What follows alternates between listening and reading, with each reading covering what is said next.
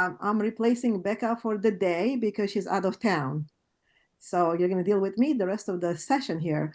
And I just would like to let you know that probably from the message we sent to everybody that today's topic is all about the Port of Oakland overview and all the projects they're working on right now.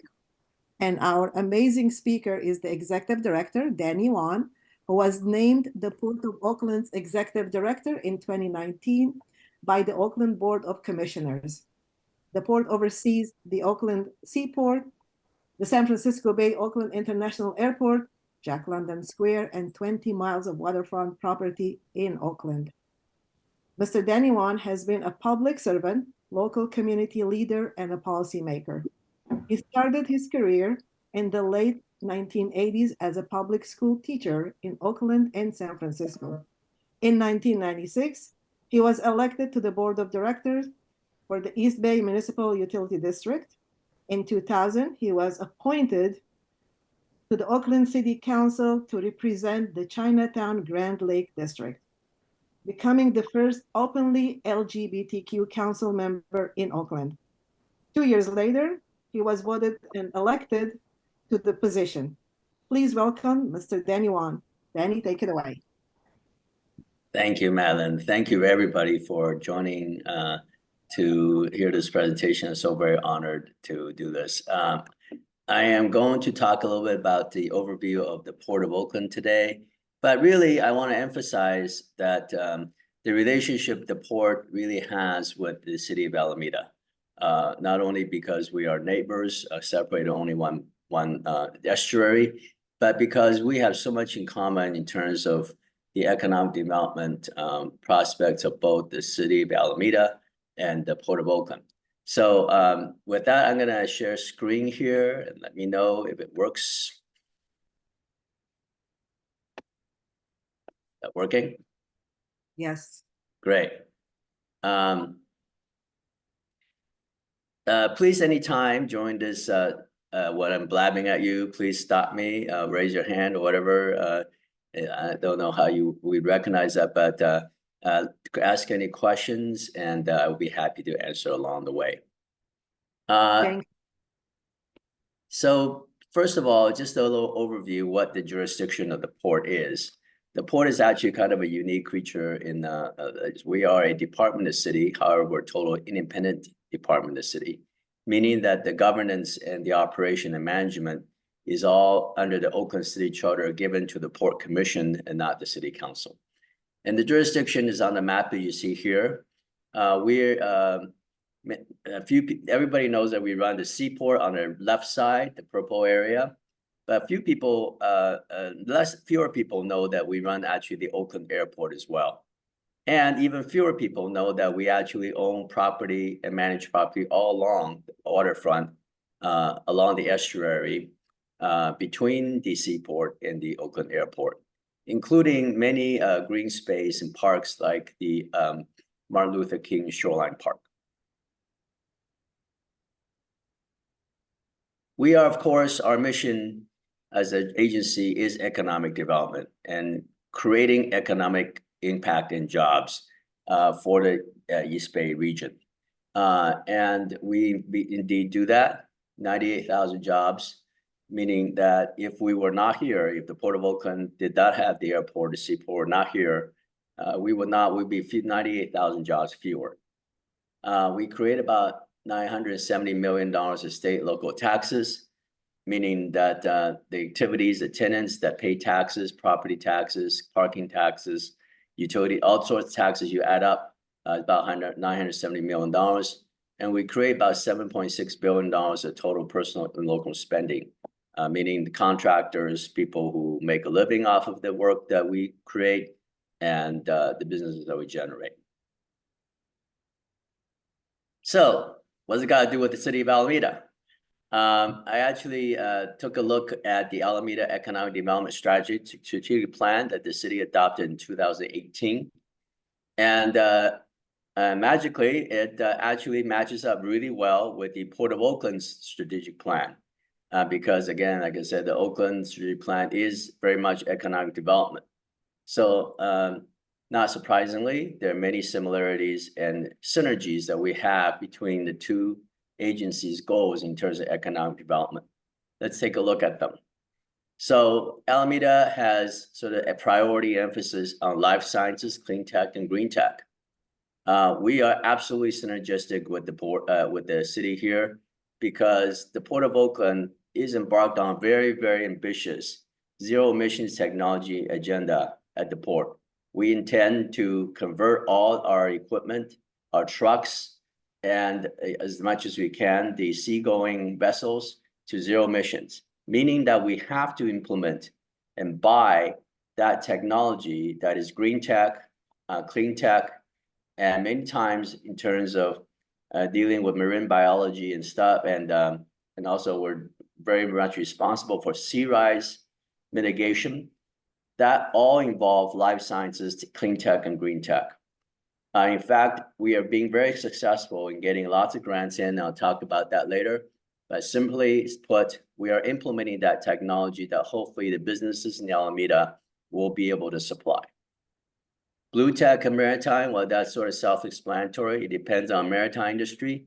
And we are indeed at the Port of Oakland upgrading our maritime infrastructure that will be impactful not only in the city of Oakland, but also across the estuary. Tourism and hospitality, I read the plan. The Alameda Economic Development Strategic Plan says it outright that the tourism and hospitality industry very much depends partly on the airport expanding its capacity and bring those tourists and visitors into the area through the air. Retail and restaurants, we can create that synergy between Jacqueline Square and our waterfront to the Alameda waterfront in order to create that synergy between our restaurant and retail businesses. We all know that retail and restaurants work the best when there's a whole concentration of them, and they also have a reputation regionally to attract those visitors to come visit because you have such a great reputation for a concentration of great restaurants and amenities. On our side, we very much focused on improving the access to our waterfront amenities in terms of restaurants and retail, most notably Jacqueline Square. Artists and small manufacturer, we are very much in the process of amending our local and small business contracting in the Port of Oakland, really to put a focus on when we contract for services that billions of dollars that we create in economic wealth, when we contract for local services, that we focus on small and local businesses in all sorts of ways, and that could very much benefit small businesses in Alameda. So that's sort of an overview why we think that the Port of Oakland and Alameda has a lot of synergy between our economic development agendas. Let's go to a couple projects that are focused into some of that I talked about. So the green initiatives. We are very much advanced in that respect. First of all, the top picture there, the Port of Oakland has now opened the only and the first hydrogen fuel station for trucks in the country. That is now no small feat. It took 16 cooperating agencies and lots of grants and money from the port, as well as different agencies from the state of California. Put that together. Recently, we had the governor, the state senator, as well as the Biden administration energy secretary come out and celebrate that milestone. Along with that, we have now 30 zero-emission hydrogen fuel trucks in service. We have now developed our ships that pull up to the port, turn their engines off and plug in shore power 97% of the time. And we are developing a green power grid project, meaning that the problem with, of course, we all know converting zero emissions is creating enough energy and actually storing enough energy to take care of the peaks. At the seaport, we have amazing variation between peak periods and low demand periods. So we have to have developed microgrid for batteries to store power. And this map shows all the project that's happening on the port of the seaport. cargo handling equipment, conversion, hydrogen fuel cell, microgrid stations, electrical substations. We, like the City of Alameda, is our own utility for electricity. We actually buy power and sell power to our tenants, and we own our own substations and our own power distribution center within the Port of Oakland. We're developing solar rooftop solar, shore power tugs. We are now modeling the first battery electric tugboat and truck chargers. Obviously, these all go to very synergistics with the green energy that the industry that the City of Alameda is developing. Because we are the ones that are going to buy that technology, we hope the industries that are going to supply us locate themselves near us in Alameda and Oakland. Same thing at the airport. The airport actually is a little bit further advanced because all our ground equipment is now electric at the airport. I'm going to stop here a little bit. Does anybody have any questions or thoughts about what you're seeing in terms of green tech? Let me see if anybody raised their hand. Does anybody have any questions so far? I don't see your hand. Please speak up. Okay, well, I'll just go on then. Thank you. All right. All right, we'll move on to the next one, which is, I understand the City of Alameda is focused on blue tech and maritime technology industry. We are very much at the Port of Oakland focused on also improving the maritime infrastructure. One of the projects that we're going to be having discussion on with the city officials as well as the public in Alameda is the expansion of turning basin. The ships at the that are calling into the estuary, which is about 70% of the ships calling the Port of Oakland, on the right side, has to pull into the estuary and turn around and get out. So the circle that they turn in right now is too small because the ships are getting bigger and bigger, which is actually an advantage in terms of air quality because the fewer ships that visit, the better. So the ships get bigger, they carry more containers per trip, and we have less trips. But we need to expand that turning basin. The EIR is down the street right now. There's also a turning basin expansion on the outer harbor, which is near the Bay Bridge.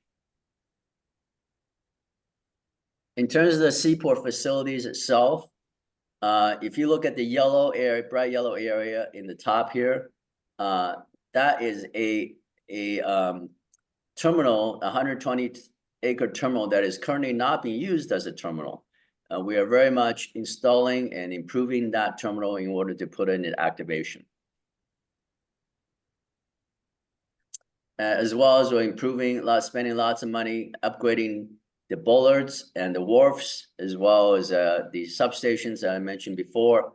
And there will be lots of hundreds of millions of dollars improvement in the seaport itself. On the airport side, we are absolutely trying to meet the forecasted passenger demand at the airport. Those of you who travel through OAK, and I hope you all do, know that if you fly out of Terminal 1, which is the terminal that is not Southwest, it is sort of out of the 1960s. That is the decor there and the design. And it is charming. However, it is no longer functional. It is needs to be torn down and replaced in order to make it up to today's standards. Along with that, we are looking at and studying the expansion of the capacity in terms of the terminal side, just the buildings that receive the passengers, and not the runway. There's no expansion plan for the runway, nor the cargo, or anything else. It's just the passenger terminal side. And there will be more additional gates to accommodate the future passenger growth at the airport. And in the picture you see here, you see that new terminal building on the middle on the right, and that is going to be where the parking lot is currently. And then as you drive into the airport, you see that big hangar with the billboards. That's going to be torn down and going to be replaced as well.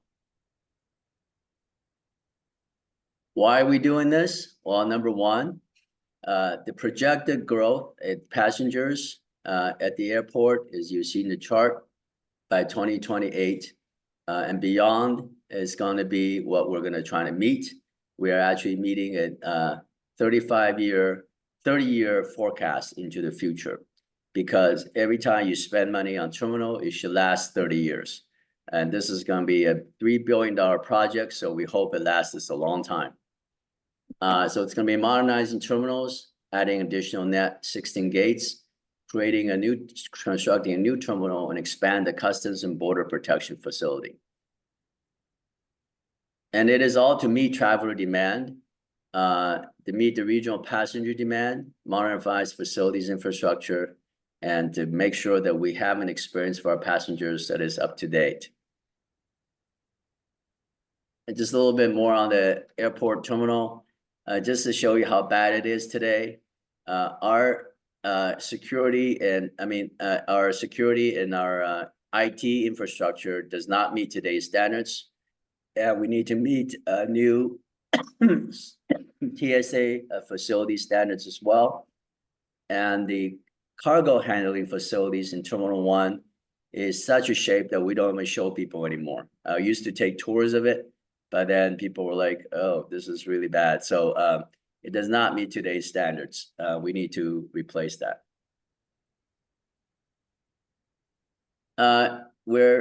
We have done sort of public sentiments and market studies about the airport. And the most recent one shows that 89% of Alameda residents believe that OAK, the airport, is an important community asset. And 85% of Oakland residents think so. 8% of the region think that the port is highly important for the region's economy. So we know we're on the right track in terms of people understanding the OAK, these transportation facilities and the stuff that we do at the port does have an impact on people's economic welfare and as well as our community.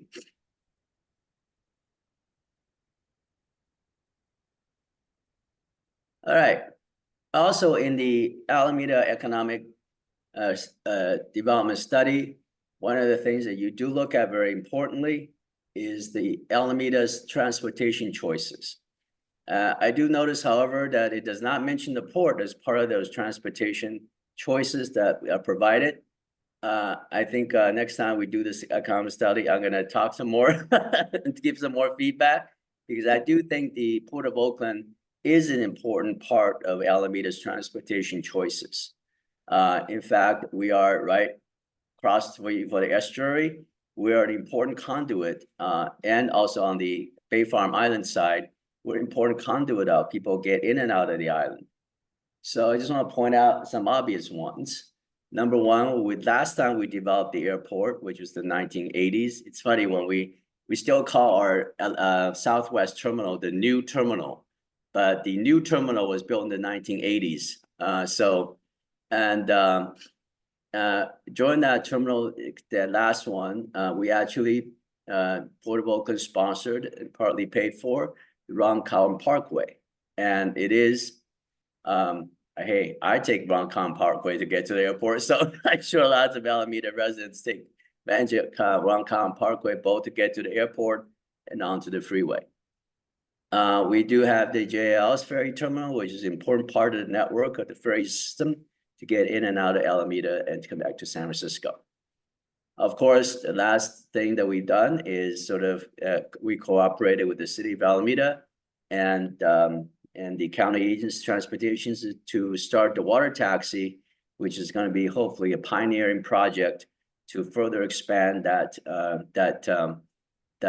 route between the two cities through the estuary. And of course, ultimately, we're looking at something that the Port of Oakland has to be supporting, which is the Oakland Alameda Estuary Bridge project that is on the books for study right now, for design, very exciting. And we hope that is another option that we are going to be cooperating on in terms of future transportation choices for Alameda.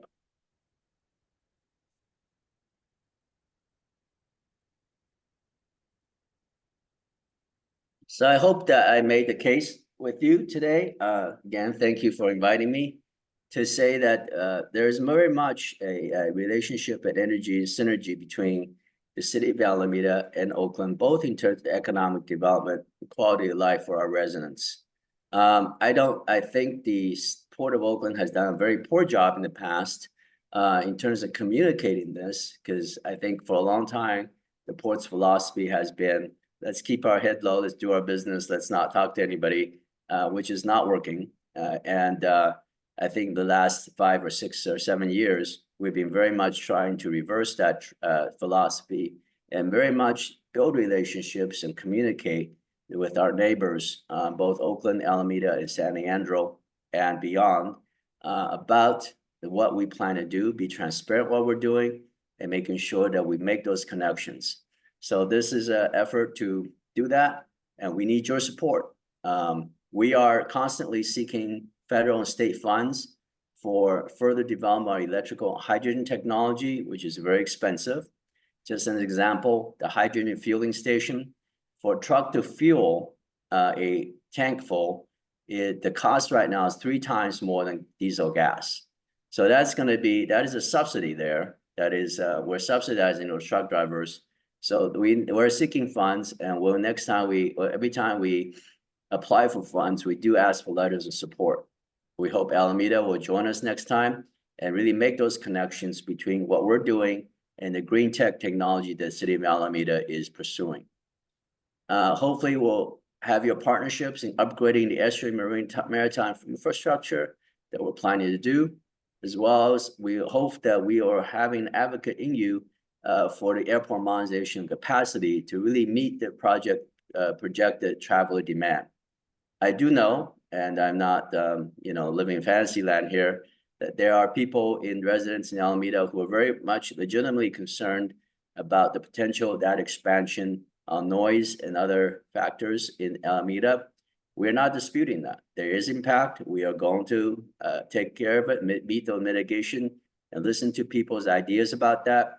But we also hopefully that some people do understand, point out the benefits of the airport for both the businesses and residents. We do know that lots of the new businesses that are at Alameda do actually depend on the airport to really fly themselves in and out as they do business with their different offices nationwide. That is the end of my presentation. Thank you. And I see a couple of hands now, so I'll be glad to answer questions. Danny, thank you so much for an outstanding presentation. And yes, the Port of Oakland is a great partner with the City of Alameda and the Chamber as well. But before I lead a couple of questions, I have a couple of hands raised. The first one is Derek Phillips from the company 12. Derek, go ahead. Danny, pleasure to meet you. Thank you for your presentation. I don't know if you're familiar with our company already. If so, just stop me. I don't want to waste your time, but I lead policy and governmental affairs for a company called 12. We are a clean tech company, a startup based in California.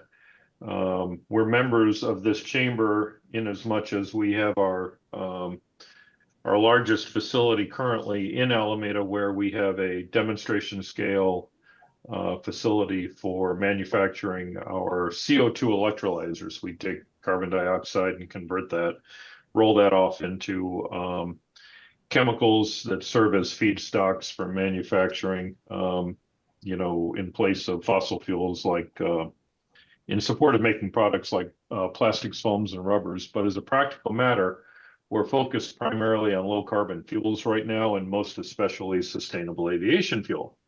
So we're looking to stand up a business that is really about making power to liquid sustainable aviation fuel. We've had some good success entering into contracts with companies like International Airline Group. We've got an almost $2 billion contract with them to provide aviation fuel for British Airways, Aer Lingus, and several others, and Alaska Airlines. Anyway, kind of running back to your discussion about the utility services that you described. Just a couple of quick questions here. Did I understand you to describe an arrangement where you can wheel power and buy power on the wholesale market and provide that in power purchase agreements directly with customers, provided they're in your service territory and, let's say, sitting on land owned by the port? Is that correct? Yes, we do buy power off the market, mostly electricity right now, and we also, by the way, do supply. We buy water wholesale, so I'll sell that too, and sewer and stuff. But yes, electricity we do. We are a electric utility for most of the port. PG&E serves some portions of it, but yes, that is true. Yeah, great. But in order, so you would be able to get into a direct arrangement where somebody provided their own on land owned by you. It would have to be on land owned by you, I presume, where you could enter into a long-term agreement, and that would presumably have a better price point than they would get through a publicly traded company like PG&E. Is that right? Not sure what you mean by owned by us. We do have our substations on our land that we own, and we have the distribution wiring from the substations. We do get power most through a main trunk line from PG&E, but we buy our power we buy our own wholesale power that are shipped through the trunk line. Sustainable aviation fuel is obviously something that the airport is looking very carefully at right now, and Southwest is our main partner in that, and it is something that we're looking at to see how we can facilitate the rapid development of that, because it is one of the most promising technology in order to reduce the carbon footprint of airplanes. And we do have real estate at the North Field that is currently very much underused, that we're looking at possibly to facilitate the development and storage or the transportation of clean energy. Does that answer? Yeah, I think maybe we can possibly we could take some of this offline. I can tell you we're pretty far along in discussions with Southwest as well, and a number of different carriers, but Southwest. So thank you for your time.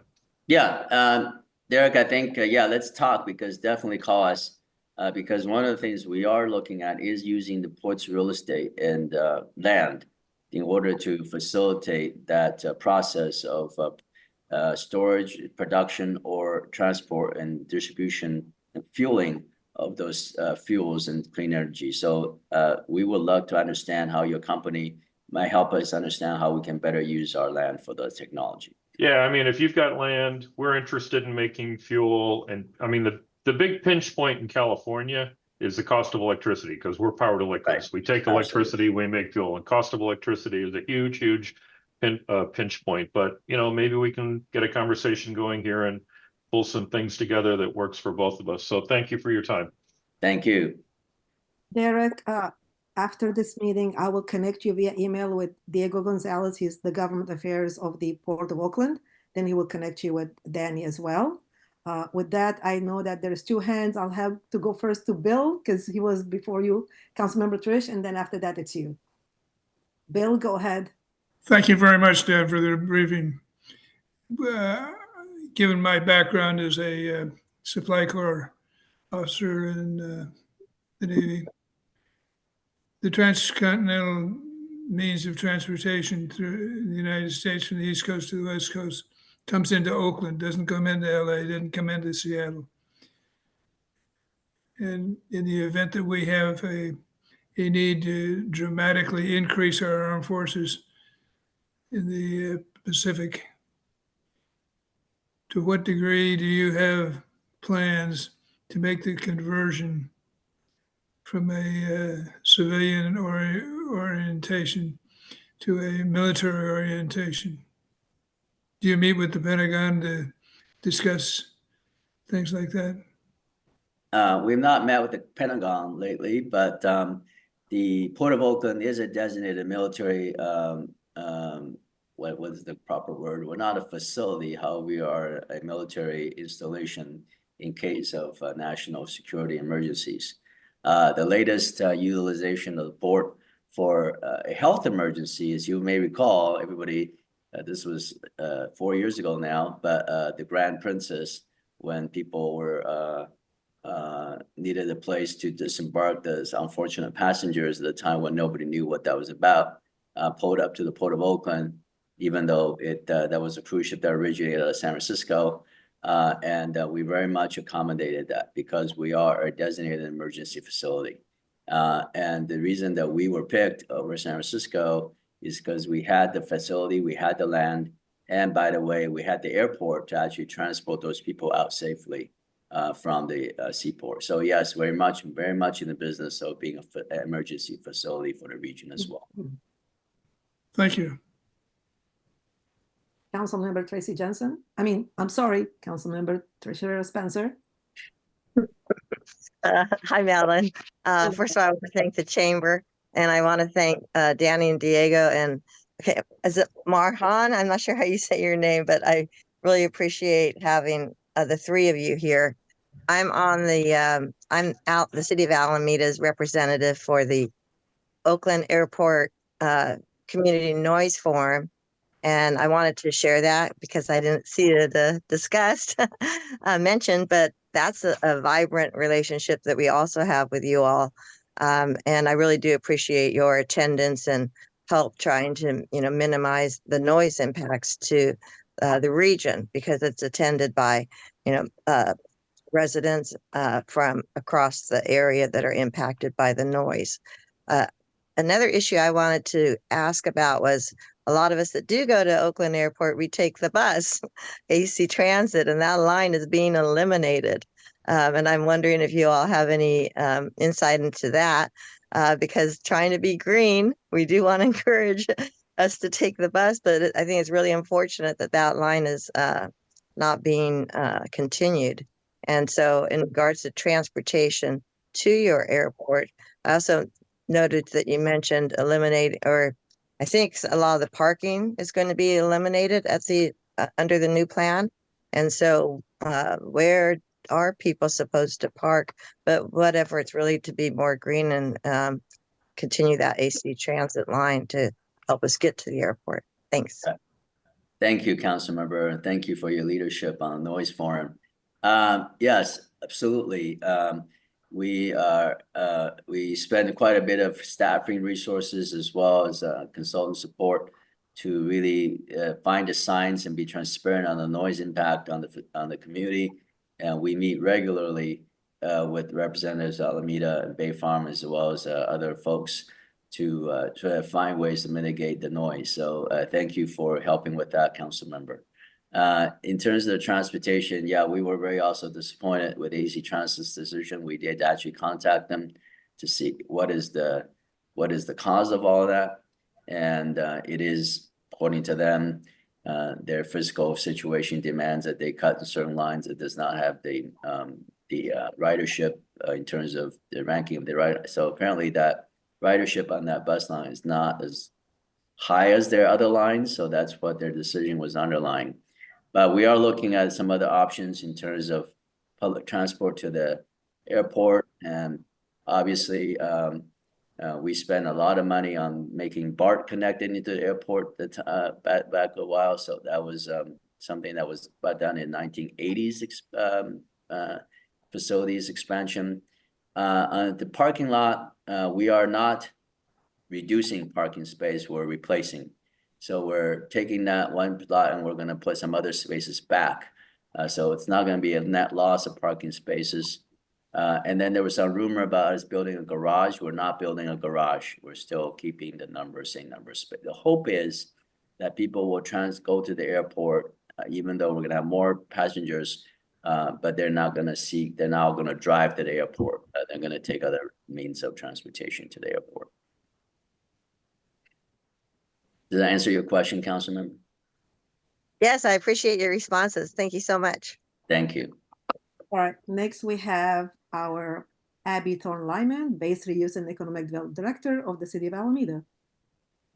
Thank you, Madeline, and thank you, Danny, for your presentation. It was fantastic. So we are embarking on a business plan for the piers, our 3 piers that sit in Alameda Point on the edge of Seaplane Lagoon, sort of facing out into the bay, and looking specifically at the costs of repairs and potentially dredging, and how those costs could be offset by revenues for those piers. So we're just getting started on this study.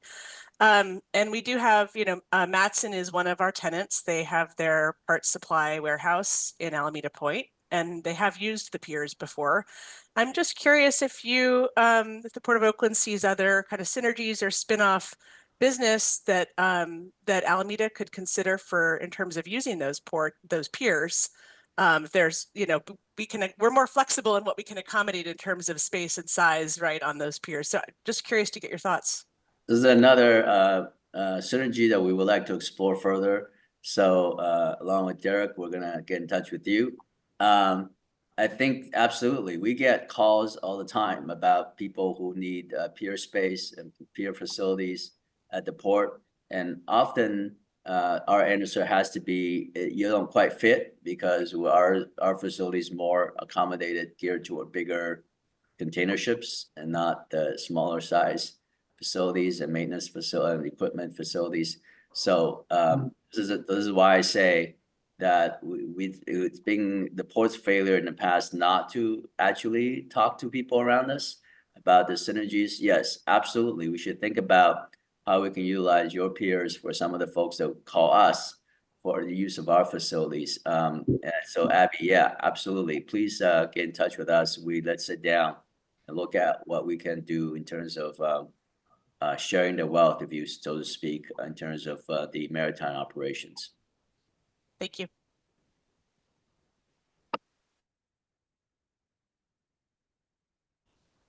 You're muted, Madeline. I think I learned this after 4 years. Anyways, am I seeing anyone else with a raised hand here? No. I have a couple of questions for you, Danny. Sure. The first one is, what are some of the challenges and opportunities that you see for maritime and aviation industries? Ooh. There are many challenges. We are the maritime industry on the West Coast, for example. Let's start with this, which is we view the Port of Oakland views ourselves as, again, as a sort of, it's a cliche, but it is true, one of the economic engines of the Bay Area. And we hope to, again, create that synergy with our neighbors to create those quality jobs and bring the tax dollars and bring in the contract dollars and the money that we spent. And so we are in competition with other ports. One of the things that I know there is a representative from East Bay Mud here. I'm always very jealous of some of our sister public agencies like East Bay Mud and BARTS, because even though they have their own issues, they are a monopoly. If you don't, you can't use some other people's water if you don't like East Bay Mud. The Port of Oakland is very different. If people don't like us, they can ship their stuff through LA and Long Beach, or more remote than that, they can ship it to the East Coast and ship it by train back here. We've known people to ship their stuff to LA and Long Beach and truck their stuff up here, which is very awfully environmental unfriendly. And so we are competing. And so that is one of the challenges that I face is how do I, at the same time, operate a port within a community that has many, many demands on us and costs, and we're trying to make sure our jobs are quality, well-paying. On the other hand, compete with other ports who are always trying to take our shares away. The same thing with the airport. I cannot tell you how many people call me and say, when are we going to get United Airlines to fly out of Oakland again? Because I have to drive myself past the Oakland airport to San Francisco every time I want to take a direct flight to Boston. So that is something we are very much in the competitive business. So that's one of my challenges. So how do I, as an airport and a seaport, compete with the drainage of resources and dollars out to other places? Number two, infrastructure. Infrastructure is very expensive. And again, I think the Port of Oakland has not done a very good job of keeping up with our infrastructure. So therefore, we have these deferred maintenance that not only are we trying to pay for new technology, I'm trying to fix up my sewers, my storm drain, and that's costing us hundreds of millions of dollars. At the same time, we have the challenge of storm drain, of sea level rise that is going to pretty soon invade our neighborhoods, including Doolittle Drive on the south side by the airport, which, by the way, we're very much collaborating with the City of Alameda in terms of trying to find solutions to that. So yeah, those are my two main challenges. Competition, economic competition, number one. Number two, trying to keep up with the cost of infrastructure. There are many other challenges but those are two main ones. No, that's a great answer. Thank you. My next question is the chamber. How can the chamber help support the airport and the seaport advance their projects and priorities? And that was my last slide on my presentation. Absolutely, we seek to support the chamber and other business and folks, anybody from the city. Like I said, we have challenges, and we do admit that our operations has impacts on our neighbors, but we also believe that we bring economic benefit to our neighbors. So I think we depend on folks like the chamber and others to point out the positives of why we have an airport and a seaport and upgrading those facilities. Meanwhile, understanding that the port is very much trying to mitigate noise, trying to mitigate the impact. But too often we get a situation where people simply point out the negatives and nobody talks about the positives. And so we do need folks to advocate for us in terms of not to deny that there are impacts that we must address and fix, but to at the same time talk about the positives. And that's how we would ask you for your help. And we always love to support and help you. And as you know, our major life science organization, especially in Harbor Bay, they always rely on the Oakland Airport all the time for transporting their team members, their clients, their pharmaceuticals to come. So, and we support that. I see the hand of Derek Phelps again. Derek, yeah, just real quick, Danny, did I hear you talk about a water treatment facility? No, you mean the wastewater treatment? Yeah, wastewater treatment. Yeah, that's mostly East Bay Mud, which has a facility right next to us. Oh, okay, so it's close by then. Yeah. By the way, it's a little known interesting fact for clean energy nerds like me. The East Bay Mud built a digester dome over their wastewater treatment plant to capture the methane at East Bay Mud. And Port of Oakland has been buying that methane. The methane has been used to produce electricity. The Port of Oakland has been buying that methane for production of electricity for the last, 10 years now. So it is a very huge source of our clean energy at the port. The spirit of my question was I was wondering about a resource for CO2, and if the methane's already going to somebody else, that makes it harder for us to. Well, unfortunately, not only are you're in the business, but we're actually competing now because East Bay Mud. Do you remember that hydrogen station for trucks I'm talking about? Right. Now they have plans to sell their methane to produce hydrogen. So, right. That is one of the challenges for clean energy. Is the source of these clean energies actually very much contested. Yeah, they can be highly, and ultimately that drives up price in the marketplace. Yes. Okay, thank you very much. Thank you. Councilmember Treasurer Spencer. Thank you, Madeline. Okay, I wanted to add, Danny, you did make a really good point in regards to the city's transportation page from our plan, right? That we didn't include the port. Obviously, that is a very important part of our transportation. So I will speak with staff about looking into adding that. But I did want to make sure that no, we absolutely do count on you, and we do appreciate the airport and your service. Thank you so much. Thank you very much, Councilmember. Thank you. Anyone else has any questions? Raise hands. 1, 2, 3, gone. Okay. Danny, thank you so much again for a fantastic presentation. And now if you'd like to stay with us for a few more minutes, we have some updates from the City of Alameda and then the organizations of the businesses there. So Abby, I know you and Eric are on the call here. Which one of you would like to give updates for us? That'll be Eric. All right. Eric is on the phone. Hi, everybody. I'm stuck. Sorry, I apologize. I'm stuck on the 24 right now.